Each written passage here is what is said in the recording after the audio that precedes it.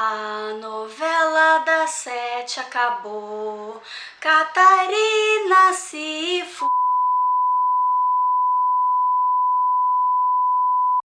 E a novela terminou com Catarina sendo executada, Selena coroada rainha da Lastrilha e Amália finalmente se casando de novo com o rei Afonso, interpretado por Estrela, que é o ator Rômulo. Estrela, que é o ator Rômulo. Estrela, que é o ator Rômulo. Estrela, que é o ator Rômulo. Aliás, alguém reparou que na cena do casamento deles, o Linneu aparece com Beisola? Essa família é muito unida, né, gente? Primeiro vamos aqui ao meu disclaimer.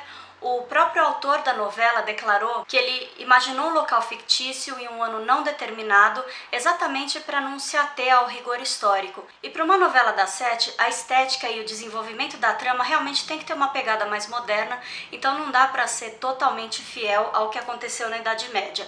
Mas, no vídeo de hoje, você vai saber se certas coisas poderiam ou não ter acontecido durante esse período. Também porque se fosse algo com local e data certa, provavelmente a Catarina iria pra forca só pelos looks. Imagina subir escada com essa roupa. Alguém viu meu sufoco no vídeo passado?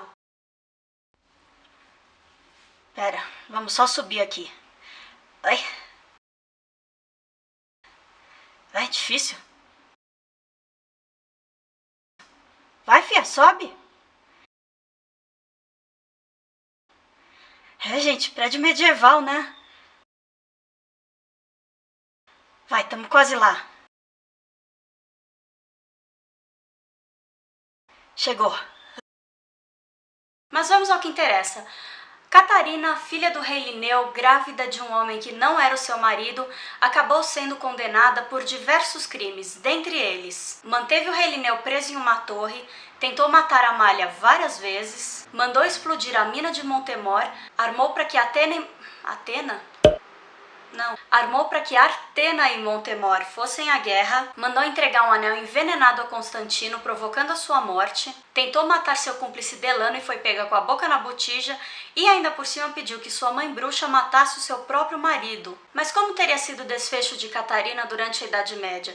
Como era a lei e a ordem em um período tão turbulento? Apesar de falar muito a respeito, execuções me deixam agoniada. Foi um alívio pensar que depois daquela cena do enforcamento simplesmente desligaram as câmeras, saíram do set, a Marquezine foi jantar com o Neymar, Vivinha da Silva e tá tudo certo. Mas eu acho que o desfecho dela teria sido o mesmo, já que no final das contas descobriram que ela era uma plebeia, filha de um simples artesão e, para piorar, filha de uma bruxa. E eu que achava que a Amália fosse dar pra trás na hora do julgamento, depois de ter descoberto que Catarina era sua irmã. Mas não, ela deu aquele tapa na cara na sociedade montemorense ao declarar pra todo mundo que Catarina era sua irmã plebeia. Mas e se ela fosse de fato nobre? Ela teria pago pelos crimes que ela cometeu? Sim. Era comum que nobres fossem presos e até mesmo de vez em quando executados por diversos motivos. Mas é claro que por trás sempre existiu a boa e velha influência do rei. Um motivo comum?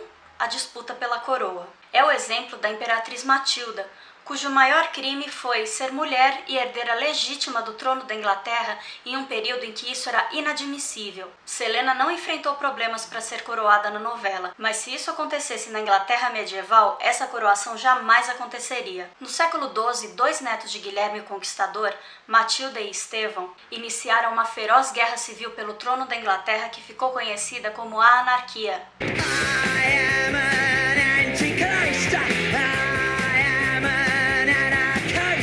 Matilda, filha de Henrique I, era a herdeira legítima, mas a sociedade da época ainda considerava uma mulher no trono um absurdo, e após a morte de seu pai, foi Estevão que assumiu.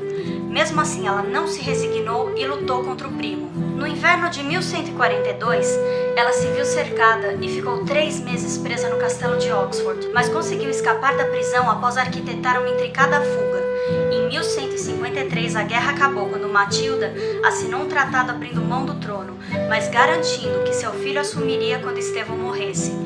E Estevão convenientemente morreu apenas 1 ano após ser coroado. E o filho de Matilda, Henrique II, se tornou o rei da Inglaterra. Touché!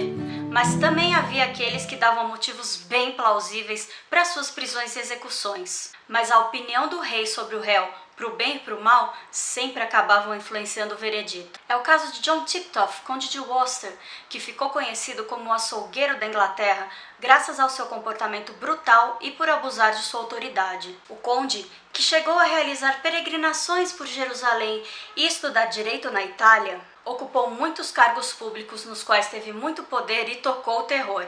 Aliado à Casa de York durante a Guerra das Rosas, ele condenou diversos outros nobres e mandou que membros de sua casa rival fossem decapitados, esquartejados e empalados. Para atingir o conde de Desmond, um dos seus maiores rivais, ele ordenou que os seus 2 filhos, na época apenas crianças, fossem executados. Após a restauração lancasteriana, ele, é claro, perdeu seu poder, perdeu a sua influência e foi perseguido. Tentou fugir, mas acabou sendo decapitado na Torre de Londres em 1470.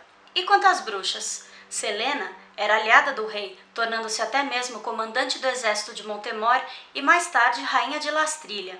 Como ela seria tratada, uma vez que uma inclinação religiosa um pouco diferente já era às vezes motivo para execução? Um caso famoso não aconteceu na Idade Média, mas sim no século XVI, mas vale a pena comentar aqui. A Ré, alguém longe de ser boazinha como Selena e bem pior que Catarina.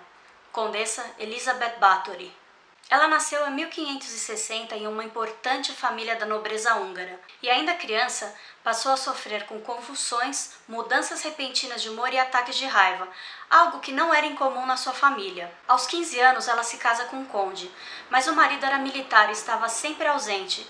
Então, ela ficava entediada lá no castelo e o que ela ia fazer? Foi aí que o comportamento de menina má aflorou. E depois da morte do marido, ficou bem pior. É nesse momento que a história real de Elizabeth e a lenda da Condessa de Sangue se fundem. Um belo dia, uma criada a penteava e acabou puxando seu cabelo. Em um acesso de raiva, Elizabeth bateu na moça e acabou ferindo seu rosto. Quando ela percebeu, um pouco de sangue da criada tinha parado nas costas da sua mão. E quando ela olhou, ela viu que o aspecto da sua pele no local onde tinha caído o sangue estava mais jovial. E foi aí que ela teve a brilhante ideia de tomar banhos de sangue. Um pouco depois a história evoluiu ainda e o que diziam é que ela tomava banho em sangue de virgens e que acabou assassinando incríveis 600 pessoas, entre criados e aldeões. Mas entre os depoimentos colhidos em seu julgamento, não há vestígios dessa prática do banho e o número de pessoas que ela matou pode não ter sido tão alto. Mas a essa altura já diziam que a condessa era uma bruxa praticante de magia negra, ou até mesmo uma vampira. Após o seu julgamento, ela apenas não foi executada para não manchar o nome da família, mas, assim como Catarina foi mantida em prisão domiciliar até ser encontrada morta em 1614. Mas e as demais supostas bruxas e bruxos? As mulheres e alguns homens comuns, sem títulos ou famílias influentes. Como eram realmente tratados na Europa medieval? Qual a punição para essas pessoas? É o que você vai descobrir na semana que vem.